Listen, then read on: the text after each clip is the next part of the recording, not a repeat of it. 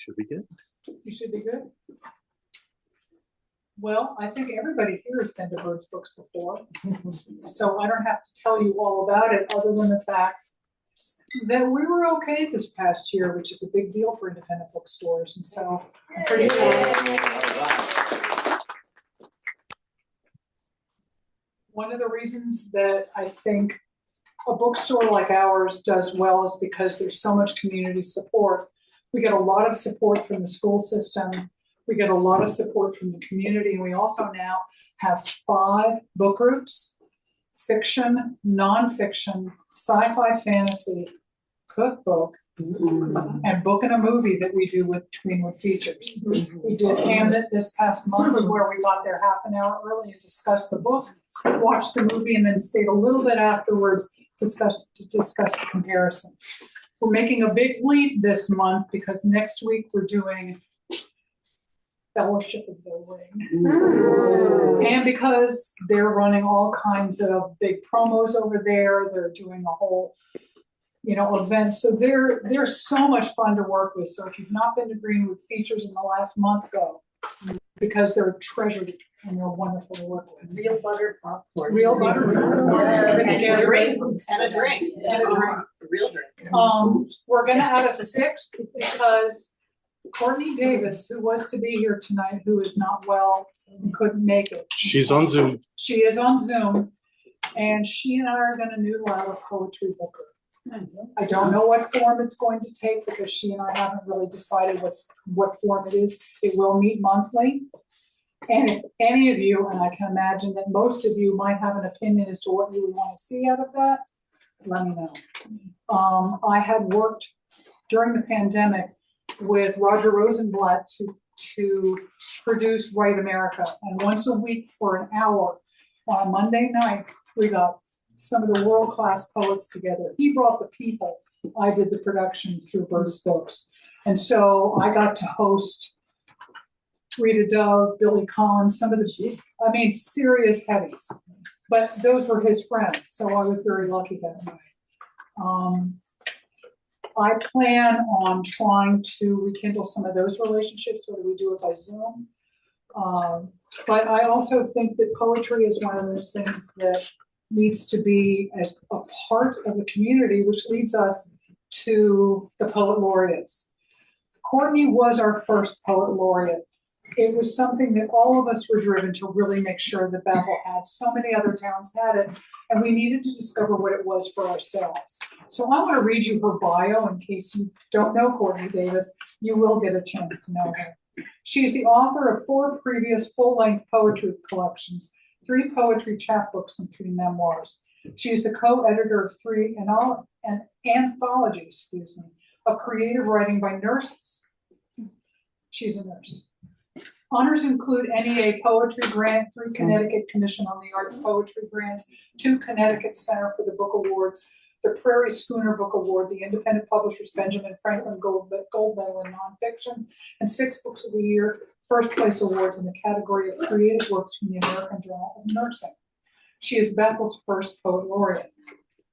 What her project was as a Poet Laureate was to do a program that she named Poetry While You Wait.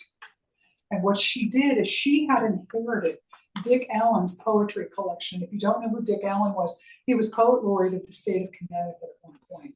And they became great friends. And when he died, he left his poetry collection to her. Wow. She took those books and put stickers on them that said Poetry While You Wait, and put them in the waiting rooms of doctors' offices throughout Bethel. So I would go, and then there was a couple in the municipal center. So I've been to Insight Rehab down here, and there's 2 books down there. I've seen a couple in the municipal center, and once in a while, I'll see them in places. So it was just her, that was her program. I also want to read Rick Magee's bio because he was our second Poet Laureate. And everybody's program is designed to meet their talent and perceived need. So each one is a little different. Rick grew up in California, and he started writing poetry when he was 9. He continued to write through college at the University of California at Berkeley, where he got a degree in English and studied poetry writing with Gary Soto. Later, getting an MA in English at Cal Poly, he worked with poet Kevin Clark. He moved to New York to complete his studies in English, and his poetry writing had to take a backseat to academic writing. After completing his PhD, he began teaching at Sacred Heart University in Fairfield, Connecticut. He teaches courses in literature, poetry, writing, and food writing. He has returned to writing poetry, and his work can be found in the Madrigal, the American Journal of Poetry, Rough Diamond Poetry, and New Note Poetry. He is not the current Poet Laureate of Bethel. Yeah, he lives there. He lives in Bethel with his wife Rebecca, who is also an English professor, and his son Cormac, who wants to be an author when he grows up. Does he still? I don't know. He's kind of resisting that right now, but who knows? He's 13, so. Oh, you never know. Yeah. Rick is going to read poetry, and then I'm going to introduce Hannah, who will also read her poetry. So welcome, Rick.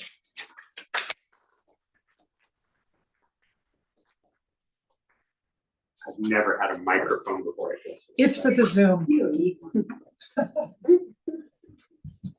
One of the classrooms they teach in has microphones and stuff, and I don't need them, but sometimes I'll play with them just to annoy the students. So if you want to know what kind of a teacher I am. I'm going to do a lot of, I have no idea what I'm going to read. I just bring a bunch of poems and I'll pick some. But I think I'm going to start off with kind of a funny one to kind of get us into it. But I do want to warn that there's language in some of them, and one that's super experimental has some quite offensive stuff in it. So yeah, I throw an F-bomb out here and there. So be ready. I know. Does anybody under 21? Right.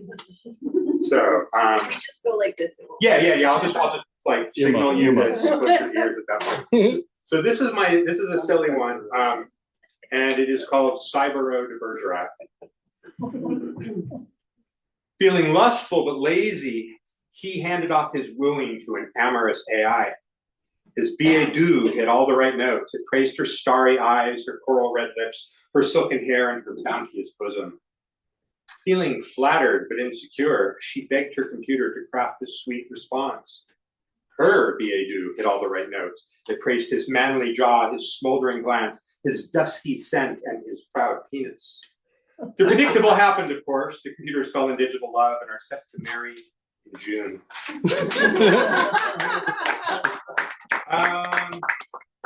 This is also kind of a silly one. I'm lulling you into a false sense of calm, and then I'm going to unload on you. This one is called Road Sign Poets, sorry.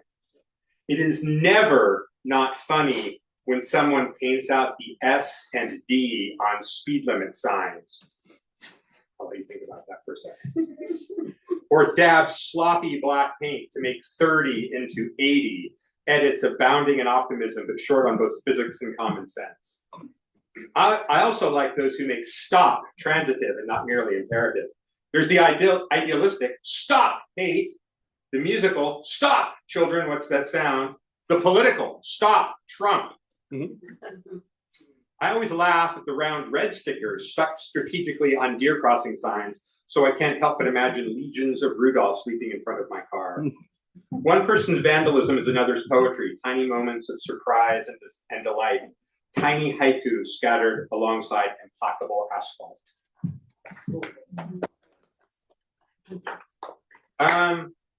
I'm going to save these if I have time for them later. I feel like, yeah, I don't know.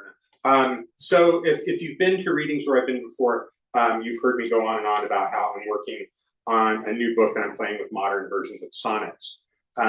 So this is something that grew out of me playing with sonnets. It's kind of like an exploded, deconstructed sonnet where there are 14 points rather than 14 lines. And I don't know, it's super experimental. This is one of the ones that has bad language in it, so just be prepared. This is called 14 Variations on Manhood. Number 1, boys don't cry. I was never explicitly told this. Saying boys don't cry is too direct and obvious, especially given how stereotypically repressed we all were. Instead, I caught the angry, annoyed glare followed by knock it off. It was always that, knock it off. and not don't do that or stop that right now. Knock it off means you are doing something unnecessary or even worse, something frivolous and foolish. Knock it off means you're not living up to your end of the bargain. You're not upholding the traditions. You're not committed to it like the rest of us are. Number 2, boys don't play with girls. In first grade, I fell in love with Debbie, and I spent the entire recess hanging out with her and her best friend, Tina. We sat on the grass at the edge of the asphalt and talked and laughed. Once the red kickball bounced up to where we were sitting, and the boys asked me to throw it back. I didn't, because I knew they would laugh at how badly I threw. So one of the boys had to run up and grab it himself. He picked it up and called me a sissy before jogging back to the game. Number 3, boys don't wear jewelry. My dad's best friend owned a leather shop where he sold the belts and purses and wallets that he and his wife crafted in the smoky back room. He made little rings out of strips of scrap leather, hammered into a loop with a brass rivet. I wore one all the time, but that made me stand out to the older boys who needed a victim. They waited for me when I got off the bus, backed me up against a wall, punched me in the solar plexus. I didn't cry because I remembered the rules, so they grew bored and left. Jerry Smith, the leader of the boys, stopped and called back to me, "Faggot with your little faggot ring." Number 4, boys still don't wear jewelry. In the early days of New Wave and the New Romantics, they did though. Simon Le Bon, Robert Smith, Billy Idol all had an earring. I joked that I would get my ear pierced on the class trip. My friend teased me and said I wouldn't do it. "Come on, Rick," heard the girl I had a crush on. "Be a man." So I used ice cubes to freeze my earlobe and stuck a needle through it. The frozen capillaries in my earlobe crackled, and I could hear a small pop when the needle poked out the other side. I had to take it out at work, though, and I got used to seeing the eyes of everyone I spoke to dart to the left ear before moving back to my face. My grandfather was disgusted and said I looked like Boy George. I don't look like Boy George. I'm putting that out there. Number 5, boys are not soft. I threw away all my stuffed animals when I was 12. They were for babies and not for young men. "You were getting a little too old for baby things," said my mom and dad. Number 6, boys don't not know. I went out for football in 9th grade, but I'd never played before. I didn't know the terms. I didn't know the procedures. When I got down at the line of scrimmage, the coach shouted, "What the hell is that?" My 3-point stance failed on every point and was a disgusting, ridiculous thing. Then I caught a helmet in the kidney and went down hard, rolling on the ground, trying to remember the rules, trying to will the pain away. Get up, be a man, don't be a goddamn sissy. Number 7, boys don't look away. The big Pacific wave caught the girl by surprise and she went under with the ocean's foamy fingers clawing at her bikini. She stood up, tugging the bikini top back in place, revealing for a moment the sublime geometry of round breasts and triangular tan lines. But I felt embarrassed for her and looked away. Friends leered like wolves with foam dripping down their grinning jaws. "Rick's afraid of seeing a little boobie," they chortled. Number 8, boys don't read. I read all of the Hardy Boys books, but I was discouraged from reading Nancy Drew. When I checked out Ellen Tibbetts, the librarian tried to steer me to Henry Huggins, but I already read Henry Huggins. My mom laughed at me when I borrowed my sister's copies of the Trixie Belden mysteries. Number 9, boys still don't read. The American Women Nature Writers Conference was held at Castleton State College in Vermont. One of the presenters, a full professor from a major R1 university, looked at me, a graduate student from an R2, and said, "Does it feel awkward being the only man here?" Well, not until now. Number 10, boys don't do unmanly sports. I watched the San Luis Obispo downtown criterium and fell deeply in love with bicycle racing. I hovered around team cars to meet the guys from 7-Eleven, and I tripped over my tongue, trying not to sound like a starstruck moron when I asked Marianne Berglund, Centurion Racing, for her autograph. Shaved legs and form-fitting lycra. I might as well have myself castrated. Number 11, boys don't babysit. The neighbor's babysitter bailed, so they were looking for my little sister. She wasn't home, and I could see Joanne turning over in her mind the unthinkable. I sat on their big, comfortable couch while Jody slept. When she awoke, I panicked before feeding her from the jar Joanne had shown me before she left. Later, she and my mom laughed because I put the diaper on backwards. Number 12, boys don't father. "Daddy babysitting? Giving mommy a break?" The cashier at Macy's coos to my 2-year-old. The woman in the aisle trades concerned looks with furious glares at me before coming up and asking, "Is he with you?" When I say yes, he's my boy, she looks like she's considering pulling her phone out, calling someone, but stop. to the utter nonsense of a grown man walking through the store with a small child. Number 13, boys don't exist as individuals. If one steps out of line, we are all guilty. Number 14, boys don't cry, final version. You have no right to be upset about anything, so shut the fuck up and get back in line. All right.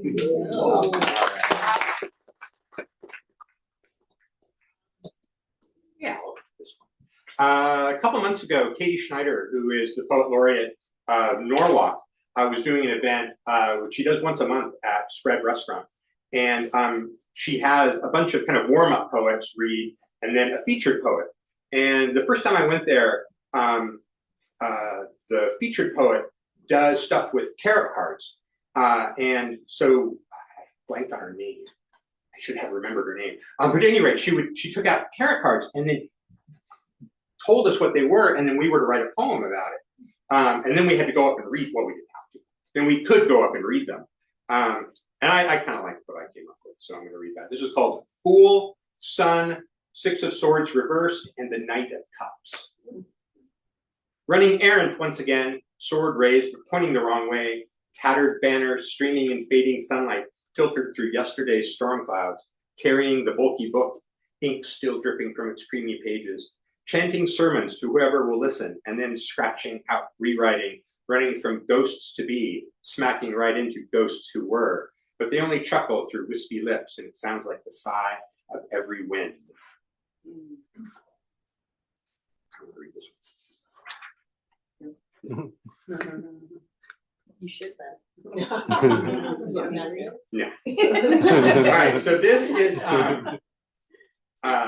one of the sonnets I'm working on for my book. And this is more information than you need, but I'm going to give it to you anyway. There's something called a sonnet crown, where there will be 14 sonnets and then a 15th that consists of the first lines of all of the other sonnets, and they all kind of go together. So I've been intrigued by this. There are a bunch of different types of sonnet crowns. There's one type of sonnet crown that ultimately involves something like 200 different poems. And I think only an insane person would do that, and I'm tempted. But I thought it would be the easiest way to do a sonnet crown was to write the crown first and then write the other sonnets later. I'm finding that's not necessarily the truth. Well, I have all of the first lines now. I just have to now fill in, so I have 14 first lines and a sonnet. So I don't know. So this is the crown. Also, I should also point out that the tentative title of my book of sonnets is called Sonnets from the Patriarchy. So I'm blatantly stealing that from Elizabeth Barrett Browning, as I'm also blatantly stealing half of this first line. How do I love thee?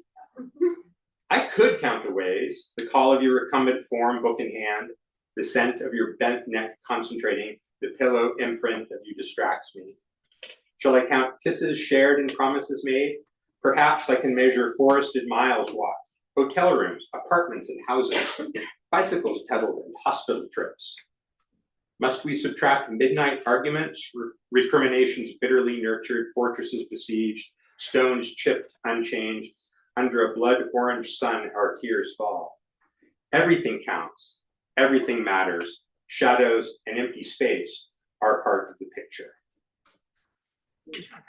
So now I got to write the others, and I don't know another. Okay, I have to give a special shout out to Courtney because she introduced me to this form. I hadn't heard about it before, but there's a form called the Haibun, and it consists of basically a short prose poem that talks about something, and then it's followed by something that's kind of like a haiku that kind of comments on it, but it doesn't have the same syllable restrictions that a haiku has. So you can see there's the prose and then there's the haiku right down below. And this is called late stage capitalism. Yeah, I know, right? Once in the laundromat, I picked up the penny saver and scrolled through the ads for things like barely used wedding dresses, old cars, and cords of firewood. One ad caught my eye. Rabbits for sale! It's all in caps, that's why. Kittens for free. And then a phone number. Those 6 words were enough for me to picture the place, probably way out on a dusty and winding back road through the hills to the east. A small house, or maybe even double wide, sitting on a flat bit of gravel surrounded by oaks and brown tufts of grass. There are kittens running everywhere and leaping at each other in that hilariously insane way they have. I could see them staring curiously at the hutch made out of splintered 2x4s and chicken wire, with the nose twitching rabbits inside.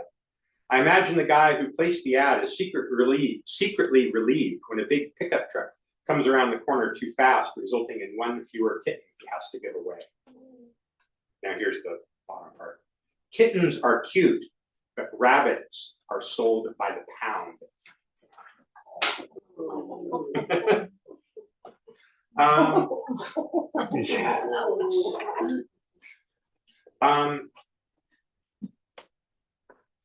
Yeah, I think we'll get to this one now. So we all know what happened last week. Renee Nicole Good was shot 3 times in the face. And when the news was talking about her, they kept pointing out that she's a poet, and she actually won an award. And I actually had read the poem like years before, and so it was kind of an echo to me, like, oh, great. But I noticed that some of the news sources were making a big deal out of the fact that she was a poet, like that was a crime that should be punished by death. So I, of course, immediately, while walking the dog, wrote this in my head, got home, wrote it out, and then immediately sent it out because I'm impulsive that way. So it's at some journal right now. I hope they publish it. But I guess that goes without saying, right? And also because I am obsessed with sonnets right now. This is called A Sonnet for Good and Evil. The tarnished silver lining in this storm cloud of blood, this thunderhead of chaos, dully reflects the half-hearted craven desire to justify the thirst for death. She was a terrorist. He was clearly asking for it. They must have started it. They talk funny. He wants my job. She doesn't want to fuck me. But as the clouds of strife build horizonward, the tiniest glint of silver fades into meaninglessness. If there is no reasonable justification, why bother trying? Postmodern fascism sees one truth: the power of death dealing is all. All right, let's turn this around. I've got 2 poems, and they're both about poetry writing. One I wrote kind of in response to a poetry class where my students were turning out amazing stuff. And then the other one, also a sonnet, is to pass the torch on to my successor and friend, Hannah. So this first one, I don't like the title, I'm gonna change it. So I'm not gonna tell you the title. So it doesn't have a title now. I lied, there's no title. How dare you say there's a title? Okay. There's a title. Her words soar, then burrow into the mud and blood. An old mayonnaise jar filled with pure light, buried in the swamp under the skunk cabbage. She pulls the jar out and wipes off the muck, and her face beams with streaks of light and shadow. Her fellow poets snap fingers in appreciation and wonder at the ordinary miracle of language made holy. He unlocks a closet dusty and hollow, the key a shape unknown to geometry. The hinges squeak and his fingers drum on the cheap wood. He reaches inside and pulls out a tuxedo, stitched with black spider webs and a tie knitted from screams of stifled nightmares. He puts it on and dances to the record played at half speed. We applaud and startle a cloud of iridescent moths, each a little jewel of a word. Her mouth forms well-rehearsed apologies taught her by everyone. It's never good enough, she says silently, before pulling out a glittering steel blade with an edge sharp as haughty stares and a hilt bejeweled with father's knuckle bones and clumps of dog hair from under the couch. We bleed, and every scarlet drop is spherical perfection. Each finds a poem written in water on river stones, or scratched on a dusty windshield, or splattered in the multicolored stains on their favorite pair of jeans. Each finds a voice in the flutter of flipped pages of books from secret libraries, voices like the cacophony of dawn birdsong. Yes. All right. This one does have a title, though. It's called Passing the Torch. Not a terribly creative title. Passing the stanza. That might work. Think about that. All right. That's your sonnet. Passing the sonnet. I'm not Writing a poem is a radical act. Every word pulled from frothy dreams, ink on paper rolled into a bottle, tossed into indifferent seas adrift. Writing a poem is a reckless act. A lit fuse hisses and smokes in a quarry until the explosion frees slags of stone fit to be carved into glorious poses. Writing a poem is a hopeful act, and every poet is a secret optimist, willing the world to change and grow one line, one image, one word at a time. A poem is a candle tipped wick to wick as I share my light with you. Oh, that's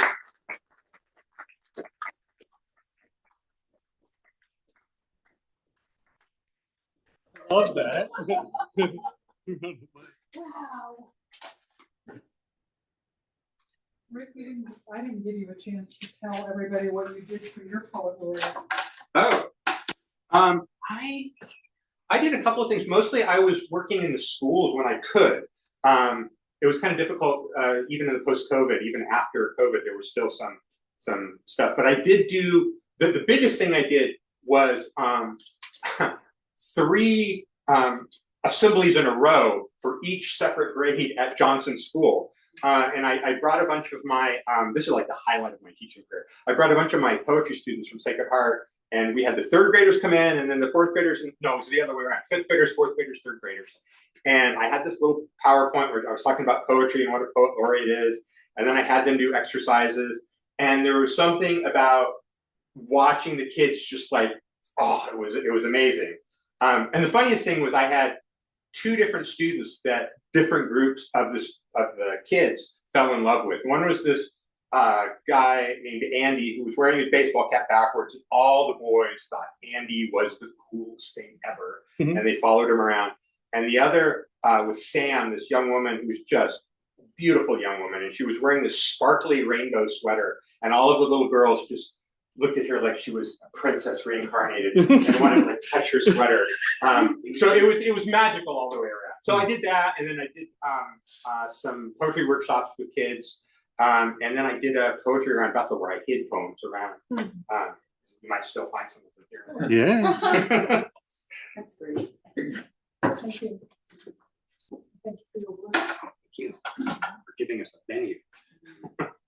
Anytime. Hannah Lipman is a Poet Laureate for Bethel. Now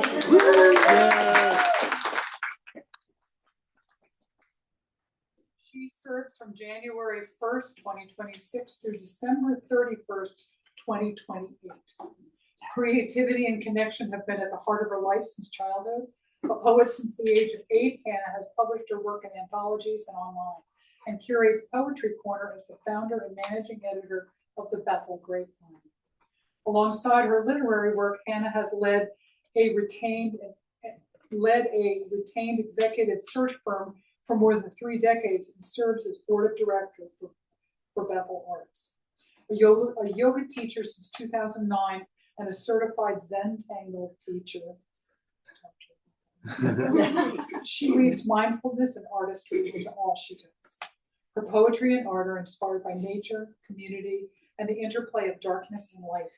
Each poem a reflection of her journey and her deep reverence for connection in all forms.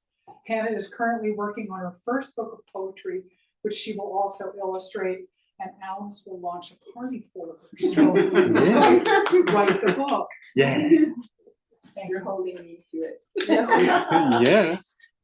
You're looking forward to the book, darling. Thank you. Rick, you're amazing.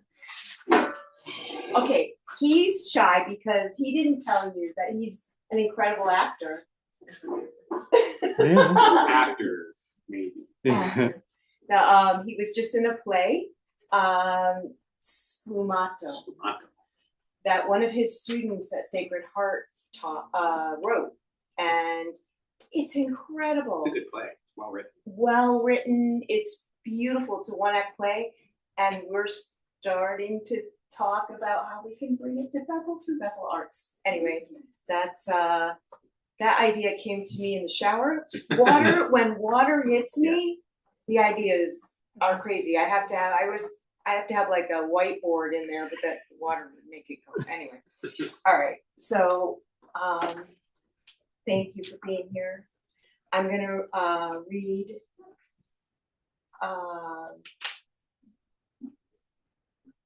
from works that I've written, throughout the years. One I just wrote last Wednesday. And we'll see how it goes.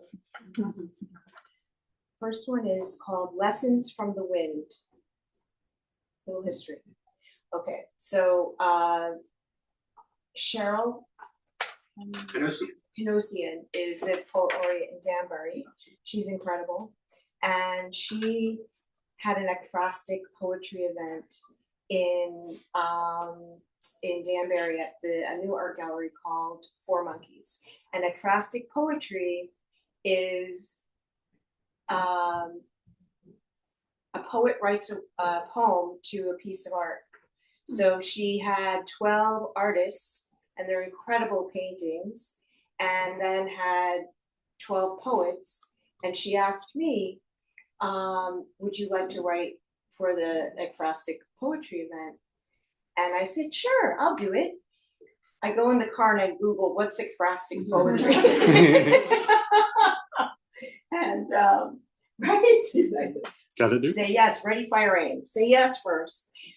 So she and I are going to be doing an ekphrastic poetry event together with the school systems, and we're going to do it through the art department and the literature English department, and we're going to have the kids paint or photography, and then other kids write to it. And we're looking for a venue now. We're going to do it in about a year. We're starting the planning now. So that's part of what we're going to do. And okay, I wrote this for that event. Lessons from the Wind. How do I prepare myself for inner wander? I wonder. There will be turbulence, but first beauty.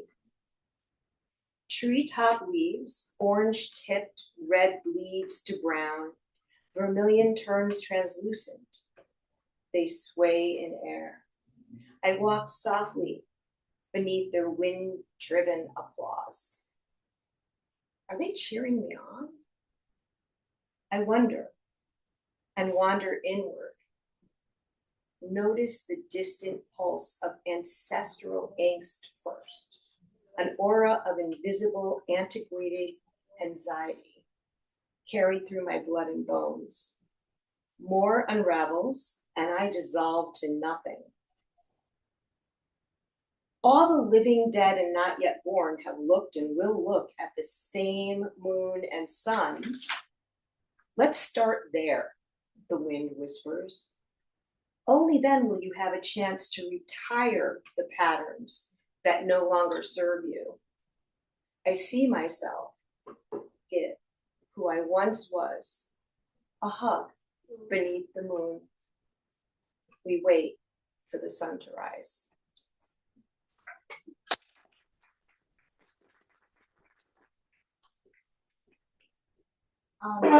This one, I was so inspired. One of my favorite poets is Mary Oliver, and she wrote a poem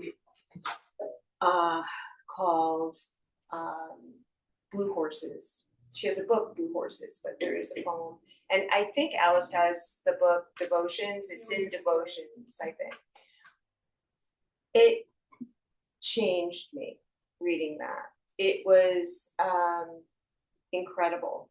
When Mary Oliver died in 2021, I was bereft. I was so sad. And kind of wrote her a love letter. Dearest Dead Poet, a tribute to Mary Oliver. Your words on paper breathe.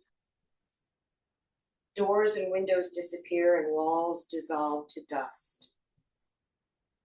I imagine your ashes scattered with your wonder of air of grass, of love, of death, of the field sparrow's nest cradling speckled eggs,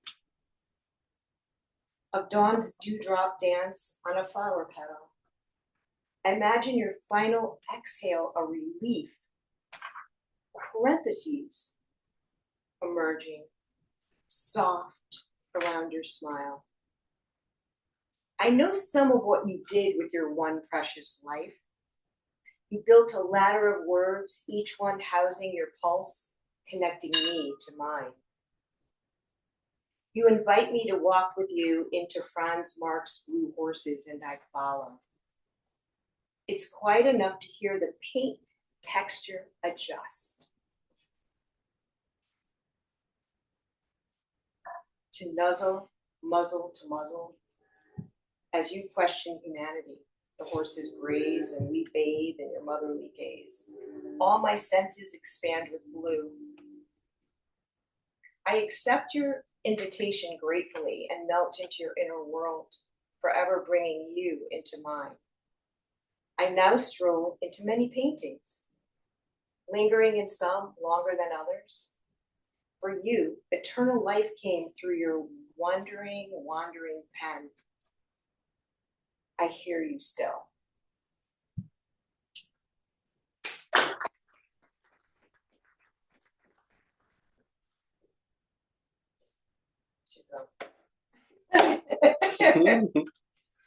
This one I just wrote Wednesday.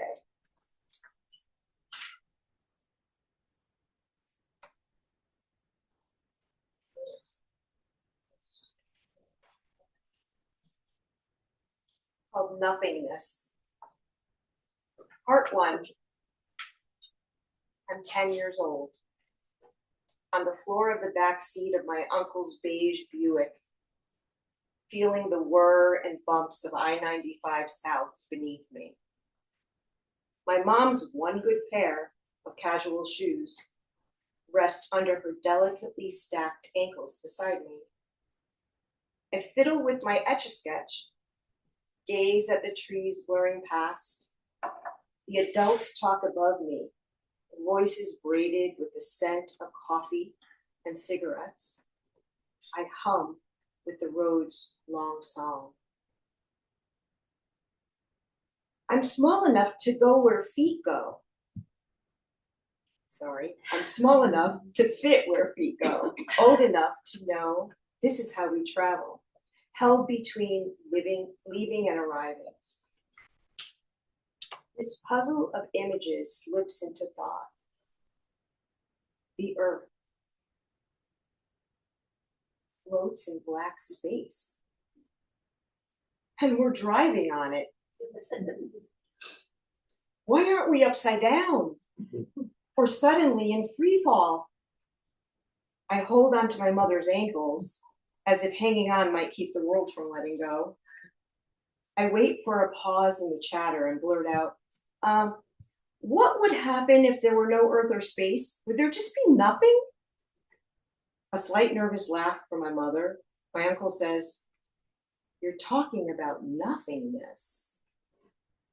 My dad tosses me his famous left eyebrow rise, a slight tilt of the head and the nod that says, here we go. My uncle continues. Well, the author, Martin Buber, wrote about nothingness. I don't hear another word after that because he says Buber. And after all, I'm 10.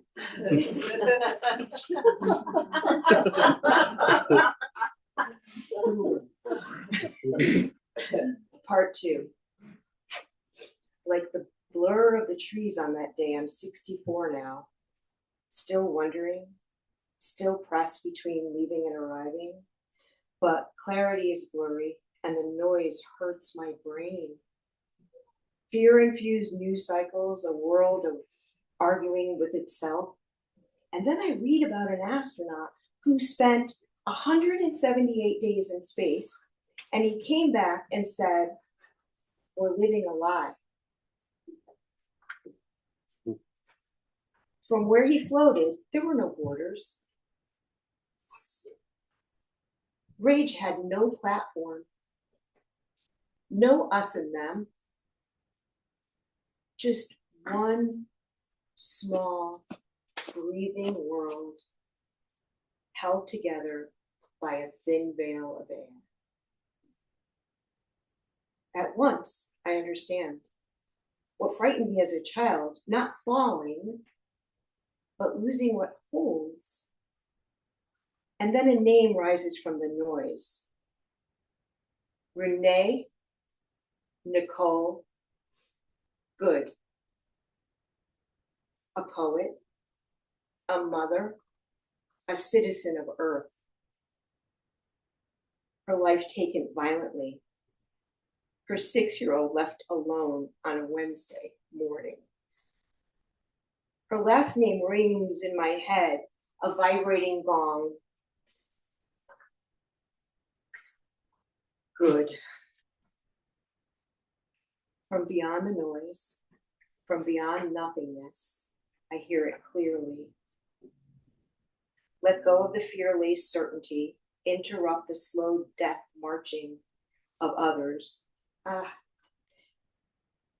Let go of fear-laced certainty, interrupt the slow death march of othering that lets harm become ordinary. Earth is my home. Caring for it and for one another is not ideology or posture. It is the work.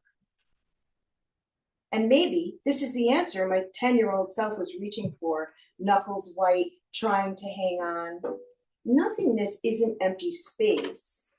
It's what happens when we fail to protect what is fragile, what is shared, what is good. I couldn't hear that then, so I stand here now, still curious, still listening for what holds us to this road. Maybe the answer was never gravity or philosophy or stars. Maybe it's this, to be good to what's given, the earth beneath us, the breath between us, the names we speak and the lives they carry. If I can do that, hold space for you, keep this fragile home blossoming, then nothingness does not get the last word. And that tonight may be enough. Yeah.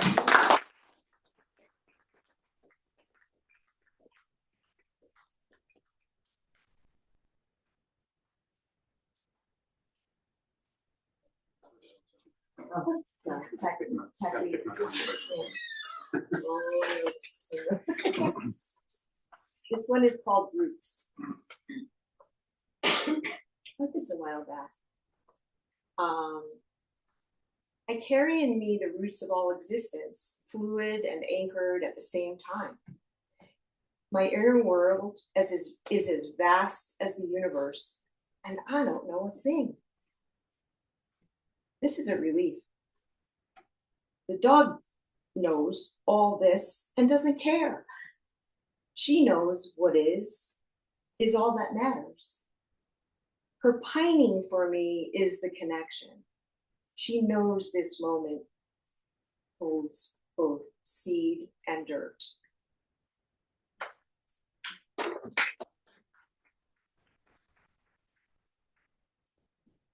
This is the gift.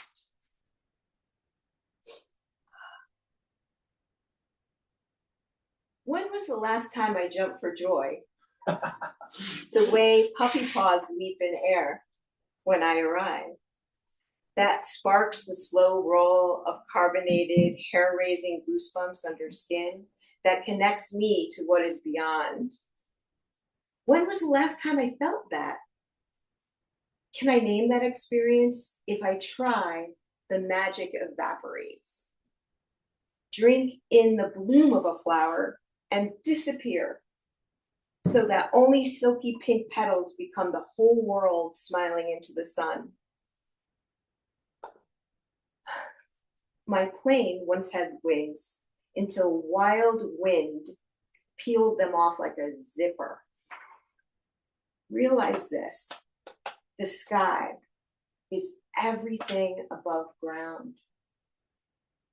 Hop into the cockpit and drive away anyway.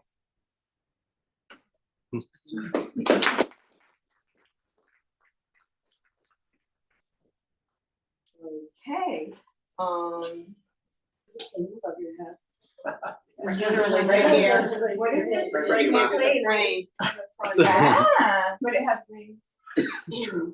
Mine fell off. But you gotta drive away anyway. Night sky, July. Magnifier in the sky sits up there like a big frosted dessert cookie, pouring light through black air, sifting gold dust through trees. It happens on her. She twirls towards him. The hem of her skirt floats in air like an ocean wave lapping shore. He bends and gathers her waist once more. Black eyes bow, a silent shimmer. Two bodies flow like a curtain in a breeze to a cicada orchestra in the wind.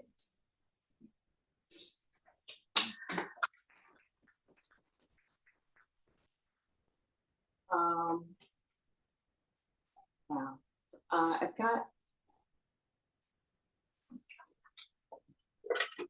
I was asked to write a poem for the invocation, the swearing in of the elected officials on December 1st. So I thought I'd read that. It's called The Ground We Share. Tonight we gather as Bethelites, a word that reminds us quite literally to be the light. Let listening be our first act of service, and let us consider the pause, that brief hush in a piece of music that gives shape to the melody. Without the rest, the notes compete. With it, they have room to find their harmony. May we honor the pause between our words, the space where understanding can settle, where patience and curiosity can take root, and where compassion takes its first breath. We stand here as a community, a word that holds unity at its heart, connected by the simple fact that what we do here impacts one another, different lives, different stories, mingling the meaningful sparks of the light we carry to our shared table. Our stories cross like well-worn paths in the woods, each one shaped by footsteps of lives lived side by side. May we remember that being neighbors creates space where connection and understanding can bloom. To those who lead and serve this town, may each decision be a seed planted in the garden we're all growing with one another in mind. May clarity be your compass, humility your grounding earth, and collaboration the wind that carries us all forward. And as we begin tonight, may each of us kindle the light in others through kindness, conversation, and the dignity we extend with intention. And together we will shine.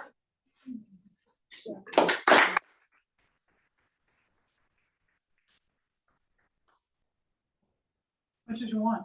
The Poet Laureate. Do you want more? Keep going. Yeah. This one's really heavy. I don't think you Great. Rick? All right, winter walk. First snow falls, floating like cold white ash from a faraway fire. No wavy smoke or sweet burnt birch scent, only the sound of wind escorting wet mist to meet leaves. How strange it is that falling snow is mostly silent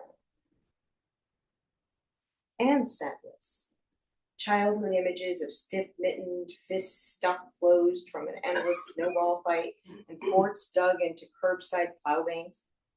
The white ash falling is not what it seems. I stroll into the cold quiet. Each crunch of my step breaks the hush. Yeah. Yeah. Yeah.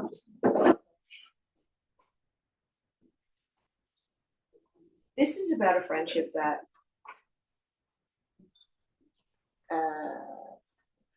went south. And it was through my growth that I kind of saw what was happening.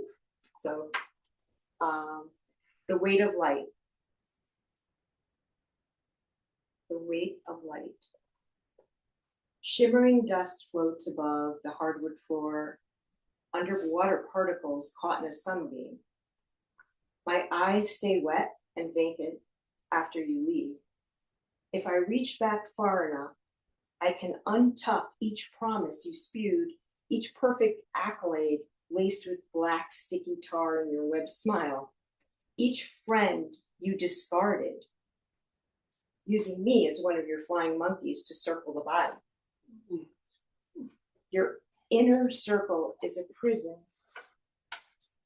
You hold court in your $1 million house decorated in early obsessive compulsive disorder. Nothing is your fault. You are the victim holding the bloody knife. I once heard you say it makes sense when someone wants to die and succeeds. I once heard you say, when you want someone gone, you keep killing them even if after they leave. I once heard you say to me that you should bow down, say nothing, and listen to every word I say. Yeah, that happened. You told me I had no idea how lucky I was to have you in my life. You said you were so good at knowing people that your talent with people was like Stevie Wonder's is with his music. I needed friendship so badly. I gave you my breath and some 6 secrets from my childhood. You saw the opening. Your genius spent years filleting my insides. Still, the sunbeams dance on floating dust in my living room, and now an exhale, knowing. The dust settles softly onto the floor, and I sit in what remains.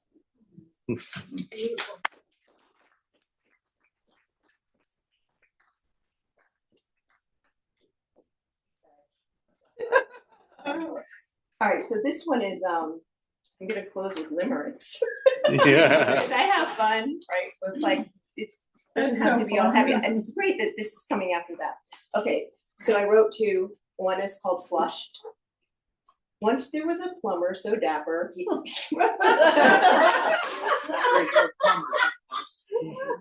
He wore orange and plaid to the crapper. He plunged all day long while singing a song as a cigarette hung from his yapper. And this one is Shavasana. Yoga has been my game for years. Downward dog attacks my fears. Each pose puts me to the test, but I'm really in it for the rest.